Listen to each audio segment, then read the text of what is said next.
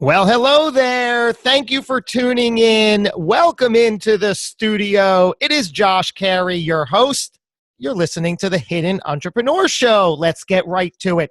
If you've ever felt depressed or down in the dumps or miserable and ever thought, how in the world am I going to get out of this? I got to tell you, I personally have had many of those dark days, and slowly but surely you find a way out.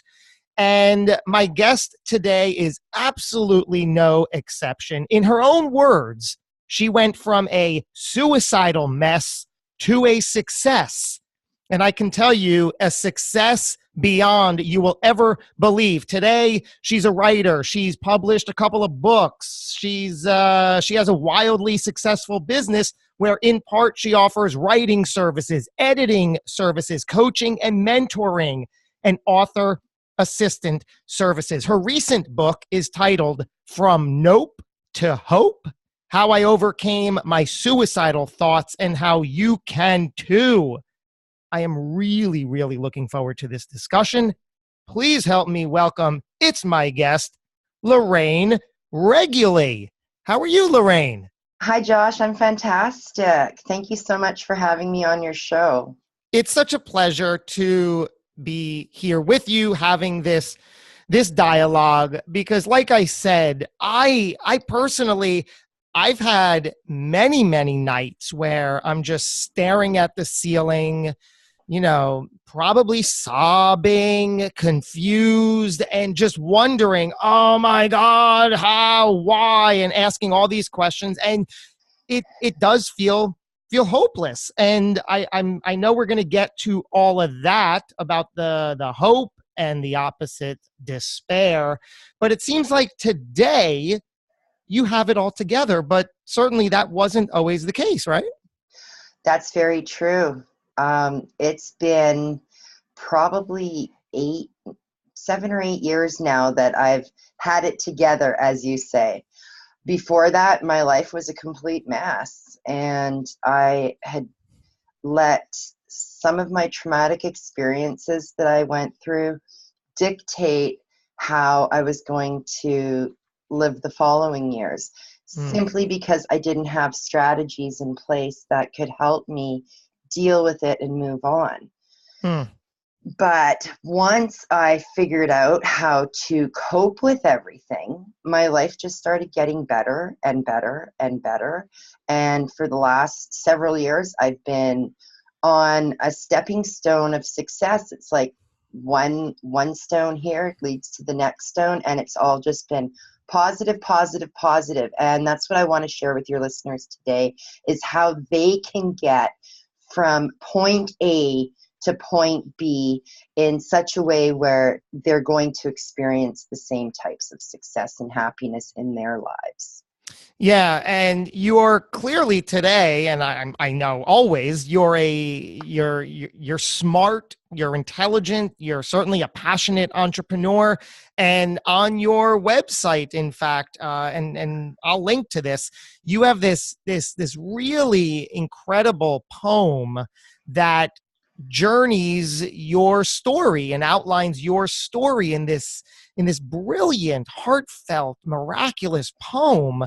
And then even besides that, you have this incredible list from, sort of juxtaposing all of that to say, and here are my credits, where on your portfolio page, you have dozens and dozens of articles and blog posts that you've written for other high profile websites. You've been included in dozens and dozens of top lists like the 25 successful copywriting experts you should know, and so many more. How did that come to be?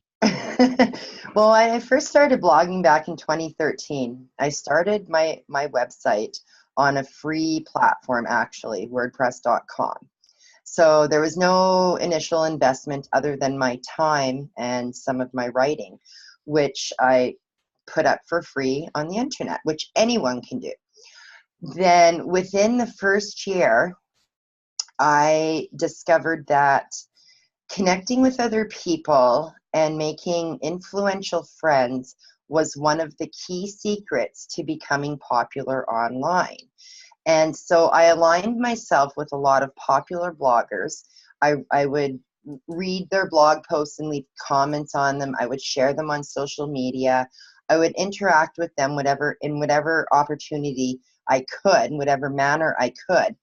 And eventually they started recognizing my name and responding to me very favorably. And one guy, the owner of Dear Blogger, he was actually my first freelancing client. I would read his blog because I wanted to become a better blogger. And I would always leave him comments and thank him for sharing, his wisdom so freely with others. And one day he and I had a discussion about a guest post on his website. Well, he liked my guest posts so much so that he invited me to write for him on a monthly basis as a paid position. And I was like, cool, I'm a freelancer now. And that's what I never really set out to become, a freelance writer, but that's the position I found myself in. And so I was like, okay, I'm going to add some freelancing, writing, and editing services to my website, because being certified as a high school math and English teacher, I love English. I've loved the English language ever since I was just a little girl. I mean, I was reading and writing at a super young age, and my mom was an elementary school teacher and I was her firstborn. So I reaped all the benefits from her. And so I thought, okay, well, what can I do in terms of business? I could actually open a business based on words, which is my passion. And that is how my free website became my business website, Wording Well. So it was born in 2014. So for the last 4 years now, that's what I've been doing with my life. And in the meantime, I've, like you said, I've authored a couple of books and just try and help people as much as I can spread so many different messages. I mean, I have, like you mentioned, the poetry. Yes, I write poetry as well. I write short stories. I write self-help books. I've written so many different blog posts on so many different topics. Like, I can write anything. And then there's the editing factor. I can edit anything too, because I'm an English teacher and the English language is something I've loved for years. And so I have a great understanding of the proper conventions of, where to put commas and where to put the periods, which words to choose to make it sound better. And all of the people that I have helped with their books have sang praises about me, really. And when I published my first book, I then added the author assistant services to my website, to my business, because other people needed assistance publishing their books. And one of my long-term clients, Max Ivy, which is how you and I got introduced, he is an author of 3 books now, has plans for more. And I've assisted him through the editing process, the self-publishing process, everything. And he is just the most amazing guy. I mean, that's the beauty of the age we live in. Anyone can become an author. And Max is blind, which is so fascinating. I mean, he's just an incredible, inspiring man. But I know we're not here to really talk about him, but I can't help mentioning him because I just love the guy so much. Yeah, absolutely perfect. One of the things I love you said back that brought you to this current journey you're on is the ability to align yourself and connect with others. That's a sage piece of advice for everybody, no matter where they are. And I'm just starting to learn and appreciate that you can't and shouldn't do everything yourself. You will always want and need the assistance and the connection to others. But for you personally, even if you had the desire to align and connect, you personally weren't always in that mindset to be able to even do that. I have a handful of sections of your poem that I pulled out that I just resonate tremendously with. And I want to read a couple lines here and then have you take us back to the beginning, if you will. Sure. It says, I tried to find comfort by turning to food and drugs when all I really needed was someone who could give me warm hugs. Now, I love that so much because it just, when I read that, it hit me in the gut. I get it. I think so many of us could appreciate that growing up as a child, we may not feel hugged or loved enough or as we would want. What was your story back in the day? Take us back to the beginning, please. Okay, the beginning probably was when I was raped as a 14-year-old virgin. I had no one to turn to talk about what happened to me. Now, this was back in the 1980s where things weren't openly discussed like they are today. And so I kept everything inside. I tried to deal with it myself, and I couldn't. The following year, I tried to kill myself. Yeah, I turned to food and drugs to try and cope. I ended up quitting school. I became promiscuous and started looking for love in all the wrong places, thinking that sex equaled love. And if I were to have sex with a guy, that meant he loved me. My whole views on sex and love became so twisted and so distorted that I didn't know what to think basically about anything. So it was a really difficult time in my life.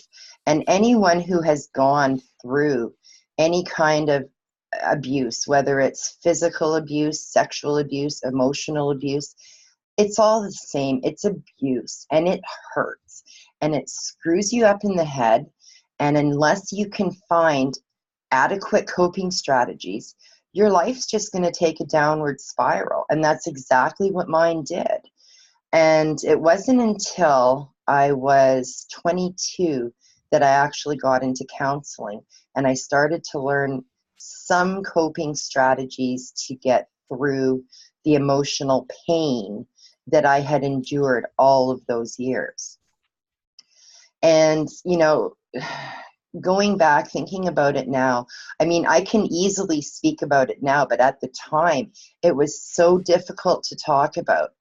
And if it's one thing I want to impress upon your listeners is that I know it's hard to talk about, but you have to do it. The more you talk about it, the better it will be.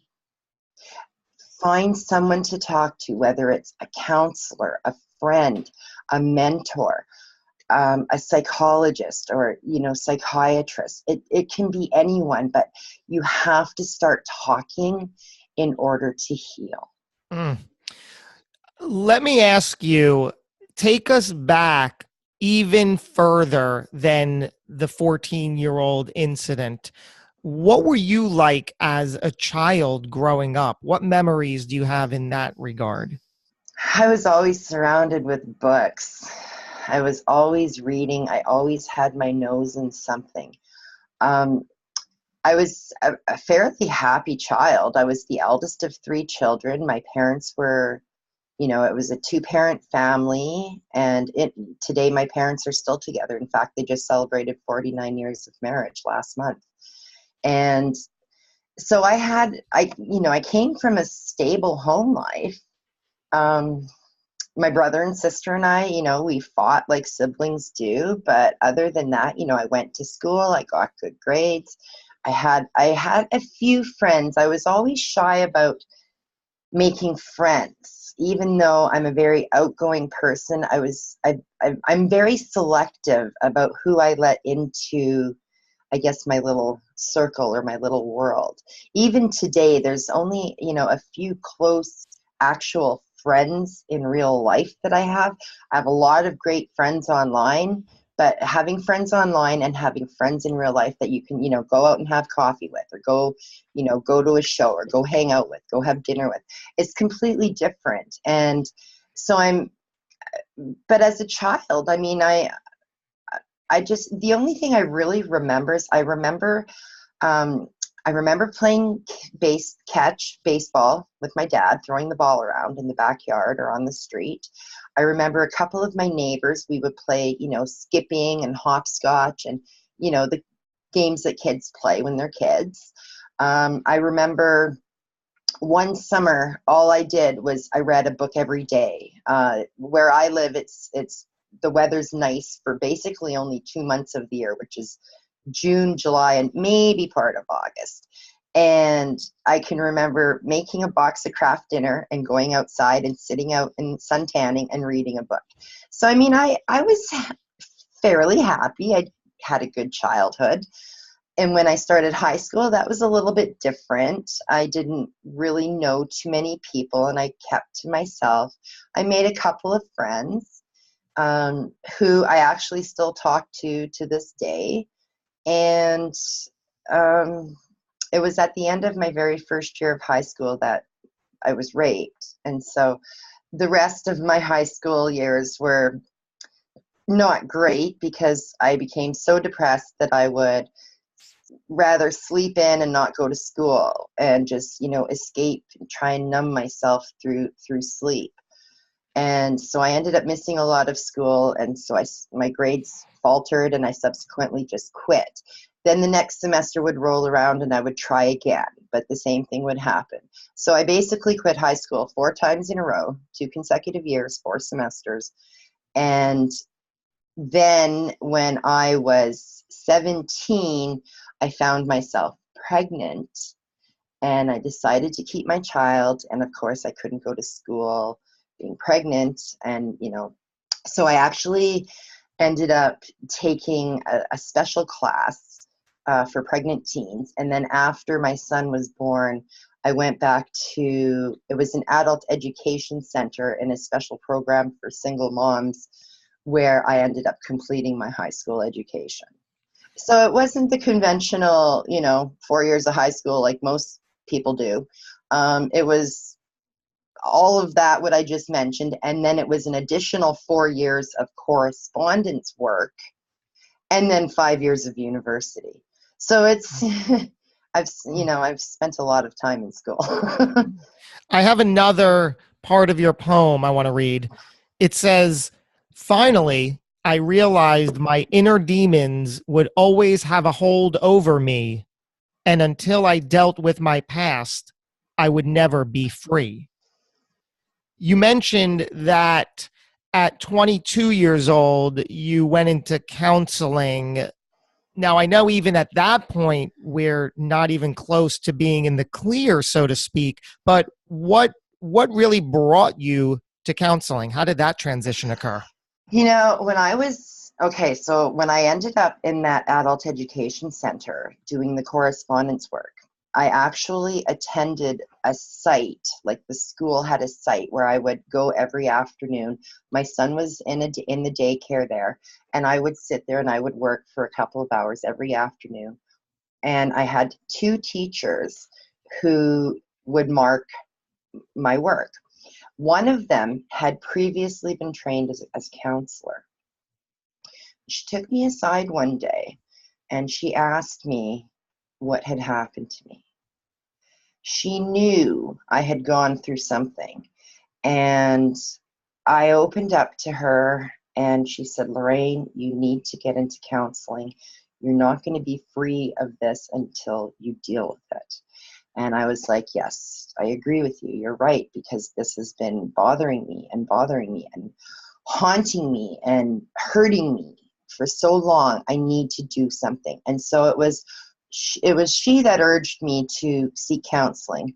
So I did, and through my counselor, we worked through, there's a set of books called The Courage to Heal. One is a textbook type of a book, and the other one's a workbook. And so basically you read through chapter by chapter. It's almost like schoolwork, really.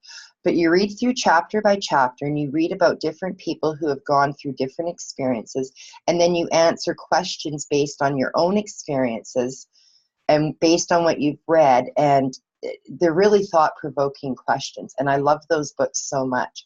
So each week I'd go through, a chapter, and my counselor and I would work through them together. And then one day she asked me if I had ever considered charging my rapist.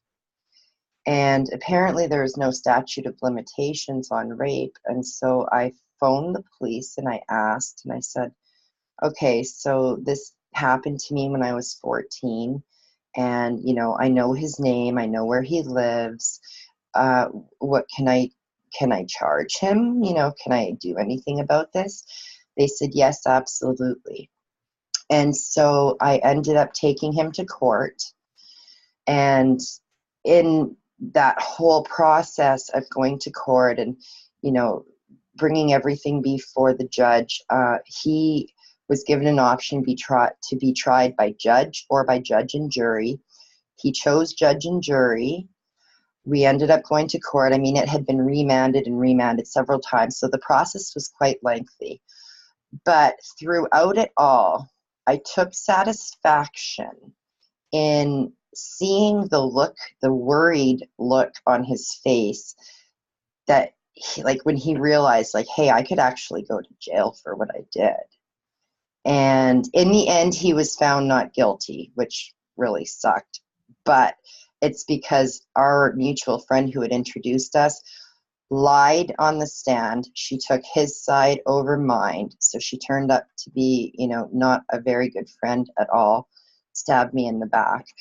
But I still managed to find closure because of the process, and because I really, I saw that worried look on his face when he realized, hey, this could be it for me. I could literally go to jail. And to me, that made me feel good. I'm not a vindictive person, but when I was raped, I used to think of, this guy, how could he be punished? And I used to imagine all sorts of scenarios in my head where he was, tortured and made to feel pain and all these other things. And, and that's not me, but that's how you feel when you have been violated and hurt to such a point where all you want is revenge. And so that was probably one of the most difficult things for me to come to terms with, is that, it changed my thinking so completely that it turned me into a different person.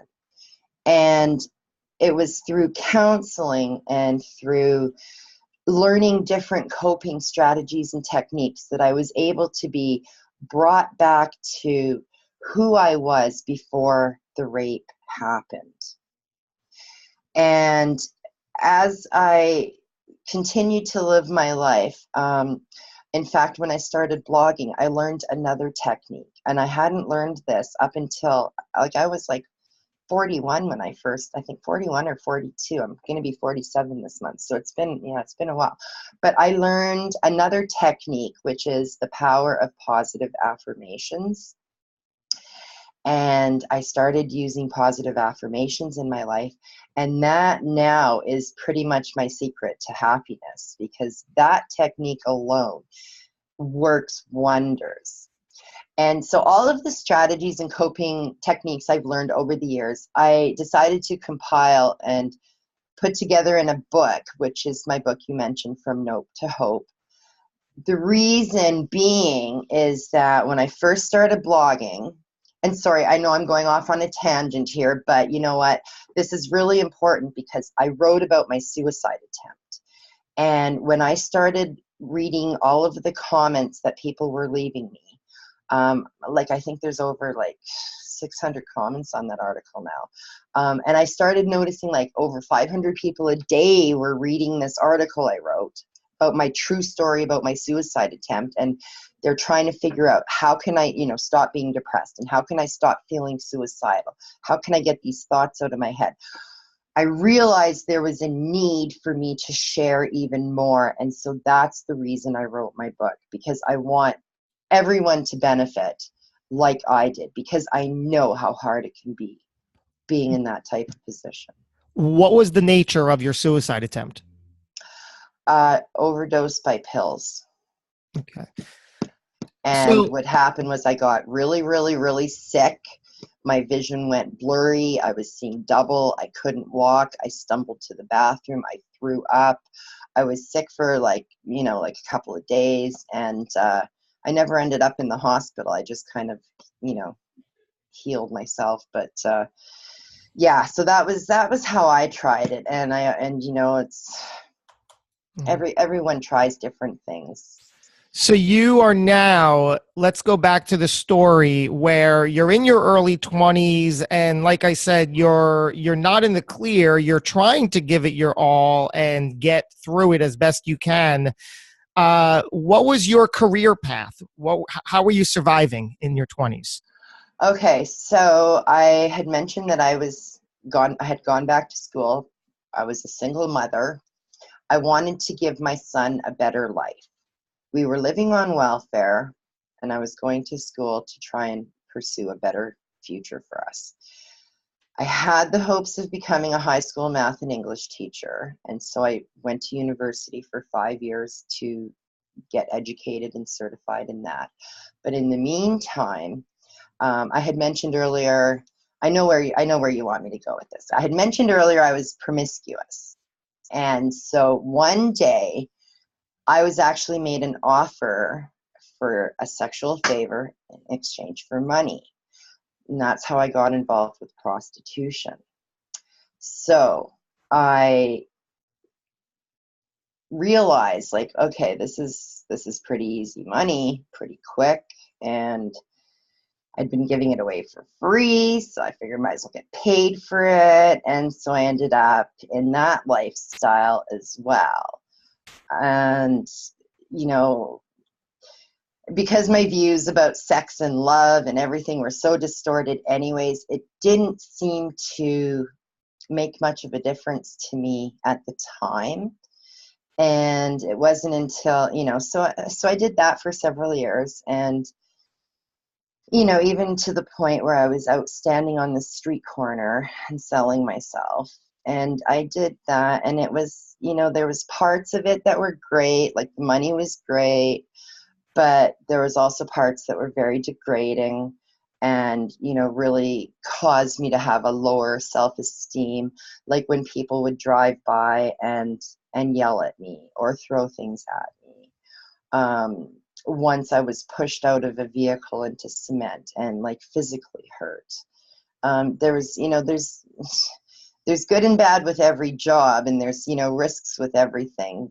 But I was at the point where it was like, well, I'm just doing it for the money. And, that way I was able to buy my son better toys and better clothes and, things like that. Like I can remember when he was 12 and 13 and into skateboarding, he really liked Tony Hawk, and he really liked all these name brand things. And he wanted this sweatshirt, and it was a Circa. It had the Circa logo on it. And it was like $120 for a sweatshirt. And this is going back like 16 years ago. I mean, that was a lot of money back then. And so I was able to afford such things because of this, side hustle I had going on. But that just brought me down even further in terms of my self-esteem and, what I was going through in my mind, and how it really negative affected my psyche, like in a very negative way. And so I was really happy when I finally got out of that, but it wasn't for years. Like I became a high school math and English teacher, and I moved away to teach math and English for 3.5 years. But then I returned to my hometown, and I got involved again with prostitution, just because it was easy money and I was familiar with it. And it was less stress than working as a teacher. I could set my own hours. So like you weigh the pros and cons, right? Like I treated it as a job. And, it was, it was horrible because my son found out what I was doing, and he ended up moving out and disowning me. At this point, he was 19. And that was the following year was the worst year of my life because I ended up spiraling downward even further, smoking crack cocaine for 10 months and really giving up all hope of everything. And it was, like I think back to those things that I went through now, and I think, oh my, like I'm not even that same person. This all happened to another person. It feels like it's very surreal when I think back about it now, and I take a look at who and what I was then and who and what I am now. And it's like it's two completely different entities. Like I am not that same person anymore. Yeah, it's just kind of surprising, really. What was the relationship like with your son prior to when he was 19 and found out and moved out? What was the home life really like when all this was going on? What was that relationship like when he was a young child? Well, my son and I have always had an open and honest relationship. He being just the two of us, I've always given him chores and responsibilities, and I never catered to him. I always said, okay, like this is how it is. This is how life is. Yes, you might only be a child, but you're doing your chores. You're putting your toys away. You're helping me with laundry. I mean, he would match up the socks and fold the towels, the easiest jobs. But he still had chores. He still had a job to do. And our relationship in terms of, I mean, we used to do, fun things. We would go out and do different activities. And I would try and, do as many fun things as possible to make up for, being a single mom and not being able to provide a better home life for him in terms of, like brothers and sisters or a bigger family, a father, things like that. So we had a pretty good relationship. When he became a teenager, things, of course, typical teen, he rebelled, tried out drinking, got suspended from school for that. And, I said, well, look, everything has consequences. I remember he was at a party one time and he wanted to come home because he was fighting with the person where he was staying overnight. And I said, look, you made your choice. If you guys decided to drink and fight, that's your problem. I'm not rescuing you. You're going to make a better choice the next time. You're going to think twice about your actions and what you're going to decide to do. And so I said to him, like tough love. And, he grew up to not drink, not do drugs, not smoke, eat healthy, go to the gym. I mean, he is perfect, really, now. And I think that whatever I did do a damn good job of raising him. And now, I mean, like our relationship wasn't all that great. I mean, I was, doing drugs and I was working on the street and I was doing that. So his initial home life wasn't that great. But now we have a really good relationship because after that first year of smoking crack and everything else, I finally hit rock bottom and I realized I have to do something to get my life back on track. I have to get my son back in my life. I have to get healthy. I have to quit drugs. I have to get off the streets, and I have to start pursuing these dreams that I had in the back of my head with writing and, everything else. And so I did. I quit everything. I started to become healthy. And the irony of all of this is that I ended up having my appendix burst. I ended up in the hospital, literally dying. They had to do emergency surgery to save me. And it was at that point, Josh, that I had my epiphany. I realized I don't want to die. I want to live. And having those suicidal thoughts all those years, it was like everything culminated in that one moment when I was literally faced with death. It was like, you know what? I don't want to die. I just want my pain to end. I want to live. I want to pursue my dreams. And so after that, I ended up getting back in touch with my son, explained to him about all the changes I had made. He knew just by listening to the sound of my voice, he knew I was telling the truth. He knew I wasn't just, trying to like get him back in my life or whatever. Like he knew I was completely serious. And we ended up repairing our relationship and strengthening it. And he forgave me for everything. The beauty of my son is he is young and full of energy and full of positivity. He is one of the most amazing people I know.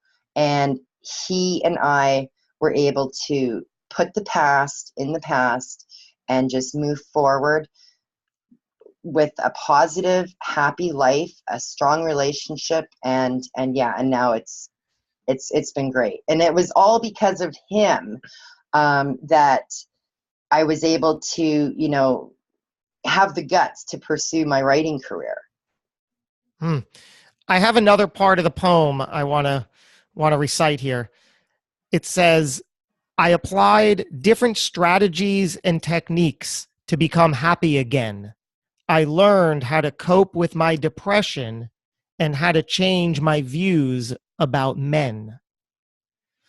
So now you're out of the hospital. You have repaired the relationship with your son, which is, my goodness, how beautiful is that? I know, it was great. What specific, so now you're home, you have this epiphany, as you say, you're ready to move forward. What specific strategies and techniques and habits and rituals and whatever else did you deliberately put in place that made the difference out of the gate? Well, that very first year that my son and we reconnected in the fall of 2012, and right in January of 2013, I bought my laptop and started blogging 4 days later. So everything kind of started happened in a rapid succession. And, I initially, that was when I started writing about my suicide attempt. Like it was just, a couple months after that. And I thought, okay, like the more that I release my past, the more that I write about it. And for me, writing is a form of therapy. So that's one of my techniques for me personally is I write and I talk. And that's why I'm such a big advocate of, like, if you can't write, because not everybody can, everybody can talk though. So please talk to somebody and get it out of you. So once I did that, like I said, I wrote this, about my suicide attempt. And in that article, I listed some of the points that I had personally started using in my own life for how to, move on. And, it wasn't until like several years later that I wrote my book, but I had in the meantime learned about positive affirmations, and that strategy alone, or that technique alone, is the single most effective technique that I have found that works for me. And I didn't actually learn about that technique until I started blogging. Can you give us an example of what that is for somebody who might not know? So positive affirmations are statements that you read or say to yourself on a daily basis. They might not be true at first, but if you're told something in your subconscious often enough, your subconscious will fight to make what you're told a reality. And so if you tell yourself, I am a strong, confident individual and I can handle anything life throws my way, you will eventually start to become a strong, confident individual who can handle anything life throws your way. So you make up a list of these things. And now I used some of the ones that I found on the internet. You can create affirmations for every area of your life, whether it's work, business, your personal life, your spiritual life. If you want to lose weight, your body image, like any area that you want. So for example, because I've always struggled with my weight, I started saying some affirmations to do with my health and said, I'm making these changes because I want to be healthy. I am trying to eat healthy because I want to live longer so I can be with my family. I want to see my grandchildren be born one day. I want to be there for that. So for today, I'm not going to eat chocolate. I'm going to eat an apple. Just for today, I'm going to make this change. A lot, when you're starting out and you're really struggling, you can say, just for today, I'm going to do this, and take it kind of one day at a time. Like, all those 12-step programs like Gamblers Anonymous, Alcoholics Anonymous, Narcotics Anonymous, they just do one day at a time. So just for today, I am going to do this. And, all of these little steps that you take will add up, and before you know it, like, you've transformed your life. So true. I want to mention that there is a chapter in my book all about positive affirmations. And because I didn't learn about it, and I thought that this was like some great big kept secret from me, I give this chapter away for free on my website. So I believe the title is called How Positive Affirmations Can Improve Your Life. Everything's there for free. There's even a worksheet, a downloadable worksheet where you can create your own affirmations. There's a bunch of samples you can use, tons of samples. There's everything you need to know about how they work. The really cool thing is that you only have to say them for about a week for you to start seeing results. Even if you don't, one of my affirmations was, I'm shopping for my own car. Another one was, I am a published author now. And this was all before any of this ever happened. And, you tell things yourself often enough and they eventually come true. They're so cool.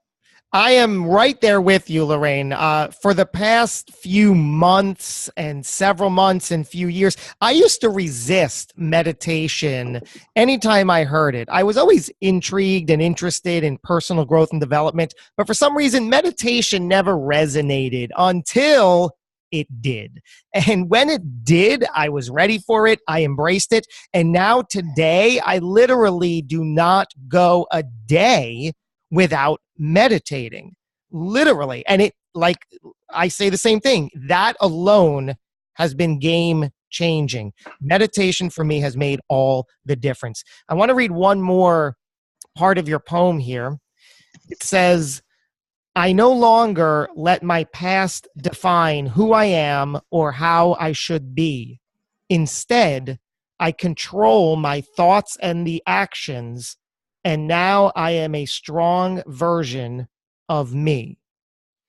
What I love about that is I control my thoughts and my actions. That is so true. That's where everything begins and ends. And like you said, I actually have it written down. Chapter 8 in your book, From Nope to Hope, is change your mindset by using positive affirmations. And chapter 9 also intrigues me. Use meditation, the law of attraction, and visualization. And like you said, both of those are available for free. We will certainly link to them. So I agree. I'm a fan of all that. Yeah, and those are simple strategies that once you actually use them, have amazing results. Mm-hmm. I was just flipping through the table of contents of my book, and there's a lot of other strategies and techniques that you can use. We talked about, we touched upon forming healthy habits, one step at a time, improve your self-image, talk about acceptance of yourself, spirituality, your will to change, how to create your path to a happier life, how to put your plan into action by setting and attaining goals that you can actually reach. And when you reach them, you feel so great about them. How to assess your growth, how to conquer procrastination. That's a huge one I think everyone struggles with. You don't have to be suicidal to be a procrastinator. I think that's something we all do. How to make your happiness last, what to do if your suicidal thoughts return.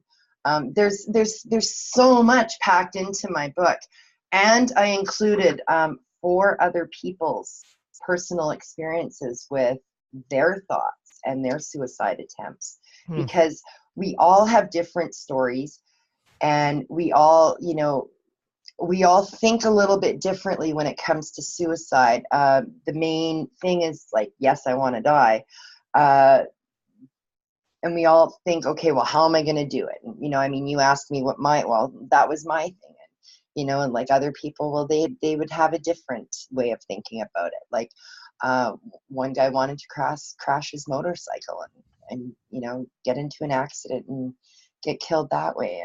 And he tried and he failed. He obviously, he ended up in the hospital with injuries and stuff. But I mean that, and like, that's the thing, we all have different experiences, and I wanted to share other people's experiences in my book as well. And then at the very end, one of my Facebook friends had a sister who killed herself. And I asked him 9 months after this happened, I said, what's it like now for your family living with the aftermath of her suicide? How do you guys, how are you guys getting on? Like, how do you cope? How are your parents affected? How are you affected? And so he shares all of that as well. And it's, it's such a sensitive topic, but we all need to talk about this because we all feel depressed at some point in our lives. Even the most successful people have moments where they struggle and they don't know what to do next. And, like, people always think for some reason that money solves problems. That's not true. Everyone, no matter what their status, whether they're living at poverty level, middle class, or high class, every single one of us has problems. We need to face the fact that we're all human. We are all subject to these different kinds of emotions, whether it's depression, suicidal thoughts, happiness, whatever these emotions are. We're all in this together, and we need to pass on the message of hope that, we can deal with these negative emotions and come out on top. And regardless of, what our bank account balance is, or regardless of how many kids we have, regardless of our job, regardless of whatever's going on in our life, we can find ways to deal with things. Now, that line that you mentioned in my poem about how I'm in control of my thoughts and actions, well, yes, the positive affirmations help me control my thoughts. But my actions, I am in control of how I react to other people. That's a choice. And therefore, I am in control of my actions now.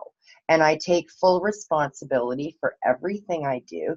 And that's something that, once people have that little moment where they're like, yeah, you know what, this really makes sense. Like, I can choose to hit the alarm, the snooze button in the morning, or I can choose to get out of bed, take a shower, and get dressed and feel great. Which one am I going to choose? I am in control. So every little action that we have, there's a choice. There's choice 1 and there's choice 2. If you start making better choices in your life and better decisions about what you're doing, it'll be phenomenal. The success that you experience and the happiness that you experience overall. And that's why I say, like, it's never too late to change. Like, you can be stuck in a rut for 10 years. And I mean, I was stuck for many years and I got out of it.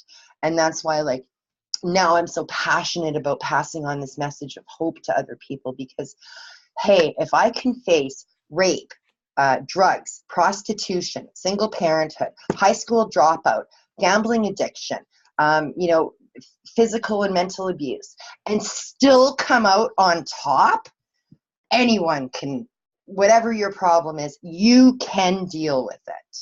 That leads me to the final quote in your poem that I pulled here. It says, "I used to be an awkward, emotional mess. Now I am happier than I've ever been and a success." My goodness, Lorraine, go ahead. Yeah. I mean, like you said at the beginning, I went from a suicidal mess to a success. And, and this is how I did it. I used everything that's in my book to do it. I've been very fortunate that I've had a lot of support along the way from my online community of friends and followers and fans. When I was writing my book, that was one of the hardest things I've ever had to do, is to go back and, relive all of the memories, all of the things that I, had put behind me in order to move on. I had to revisit those things. And, sometimes, I think back, like earlier in our discussion when I was talking and going back and talking about those really dark spots of my life. I can look at it now and I think, that happened to me. That happened to the earlier version of me. Now I'm a different version of me, a better version, and I'm being the best that I can be now. And I'm so happy with myself now. Like it's been such a transformative journey. And I know that anyone who wants to undertake such a journey is going to feel scared, is going to wonder if it's right for them or if they can actually do it. I'm here to tell you, yes, you can. And if you need some support and if you don't know who to reach out to me. I would love to hear from you. I would love to know that you listen to me talk with Josh on this podcast. And I encourage you to reach out to me through email or Facebook, however you wish. Because honestly, I am a real person and I want to help you.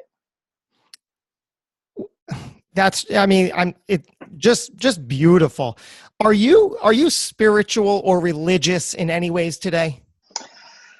I have my own set of beliefs, and I was raised as a Catholic, but I never fully believed 100% of everything I was taught.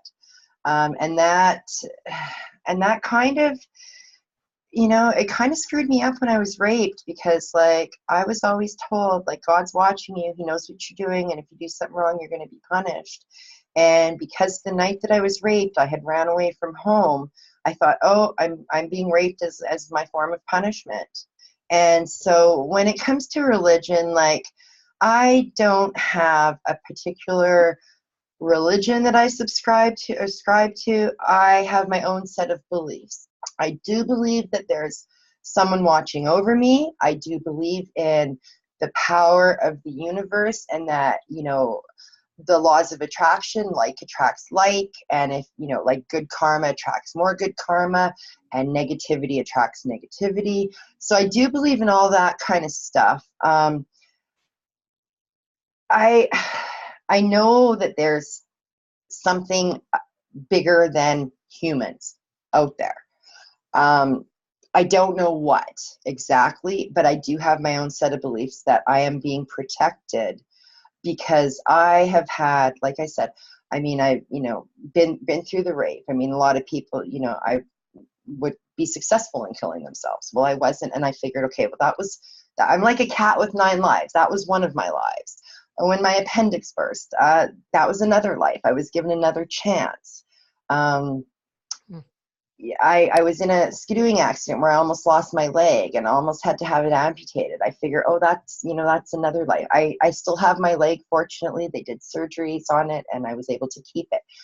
So and just most recently, 2 months ago, I was in the hospital. I was diagnosed with blood clots in my lungs.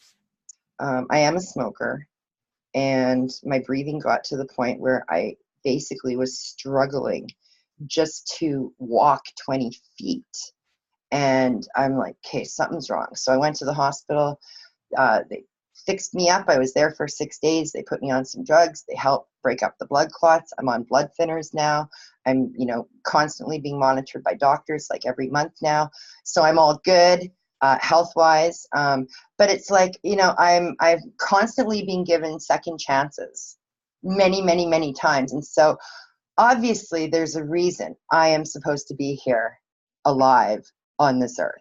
On that front, I will leave you, Lorraine, with this final question. How would you like to be remembered? I want to be remembered for leaving a mark on this world in a positive way, for helping other people, become better and pay it forward, and just make this world a more beautiful place.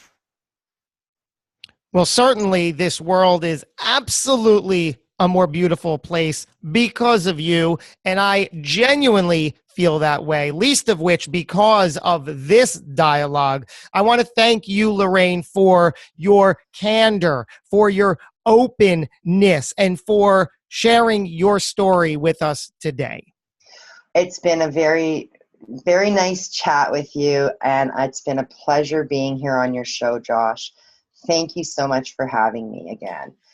My absolute pleasure. This is just the beginning of our friendship and ongoing relationship. I'm a fan. I'm a follower. I'm going to stay close by. For everybody listening in, I hope you found some good value from this episode. I want to thank you for spending your time. We'll do it again soon, everybody. Until next time, go get 'em.